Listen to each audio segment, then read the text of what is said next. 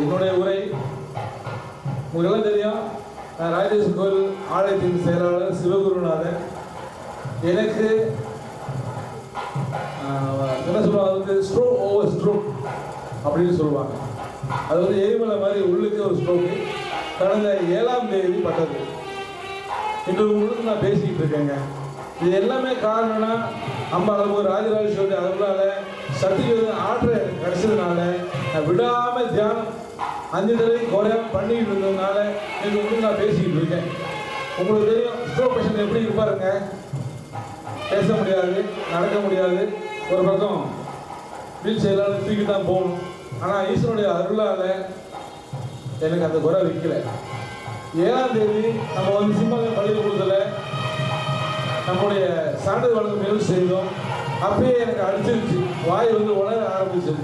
ஆனால் என்ன ஒரு அதிர்ச்சி அப்படின்னா எனக்கு உள்நாக்கில் இருந்து அந்த நீர் அப்படியே ஊற்ற ஆரம்பிச்சிருச்சு. கொஞ்சம் கொஞ்சம் இல்லை, அப்படியே சைட்லாம் எச்சு வர மாதிரி ஆயிடுச்சு. என்ன அப்படி எச்சு வருது அப்படின்னு சொல்லிட்டு ரொம்ப அதிசயமாக யோசிச்சுட்டு இருந்தேன். ஆனால் ஈஸ்வரன் அந்த நேரம் எனக்கு பலத்தை கொடுக்கறதுக்காக உள்நாக்குலேருந்து எனக்கு அது ஊற வச்சுட்டார். அந்த நவபால சக்தியை கொடுக்க ஆரம்பிச்சிட்டார். இன்றைய வரைக்குங்க அது விடாமல் வந்துட்டு தாங்க இருக்கு. அதிசயமா இல்லைங்களா? ஏன்னு சொன்னால் நான் இன்றைய வரைக்கும் அன்னைக்கு அது பட்டதுலேருந்து இன்னைக்கு வரைக்கும் சரி, அது முன்னாடியும் சரி 5 வேளைக்கு குறையதே இல்லை. தியானம் பண்ணுறது, மெடிடேஷன் பண்ணுறது. எங்கே உட்காந்தாலும் ஹாஸ்பிட்டலில் போய் அங்கேயே உட்காந்து என் வீட்டுக்காரங்க கூட ஒரு மாதிரி அவங்க பயம் உண்டாயிடுச்சு. எங்கன்னா அவன் ஜோதியில் போயிடுவானோ அப்படின்னு ஒரு பயம் உண்டாயிடுச்சு. இருந்தாலும் நான் ஈஸ்வரன் மேலே பாரத்தை போட்டுட்டு நான் பாட்டு உட்காந்து பெட்டிலே உட்காந்து தியானம் பண்ணுறது, அங்கேயே தியானம் பண்ணுறது. டாக்டர் பார்த்துட்டு ரூம் லைக் ஸ்ட்ரோக் பேஷண்ட் தான் அப்படின்ட்டாங்க.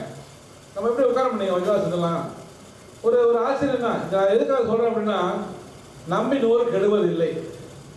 நம்ம வந்து ஒரு சரியான பாதையில் போய் கொண்டு இருக்கிறோம்.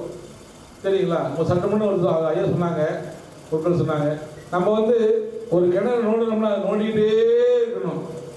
10 அடி 20 அடி, அப்போ தான் நம்ம நீர் விட்டுற பார்க்க முடியும். இங்கே வரலாம்னு சொல்லிட்டு அடுத்த கிணறு போனோம்னா 10 அடி நோண்டணும். அப்போ நீங்கள் 100 கிணறு நோண்டாலும் தண்ணி வராது.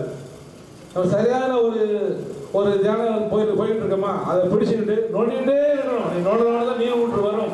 விடாமுயற்சியாக பிடிவாதமாக நம்ம அதை பயிற்சிகளை முறையாக செய்து இது கண்டோம்னா எல்லாருமே இதை அனுபவிக்கலாங்க. இந்த உண்மையில் எல்லாருமே அனுபவிக்கலாங்க.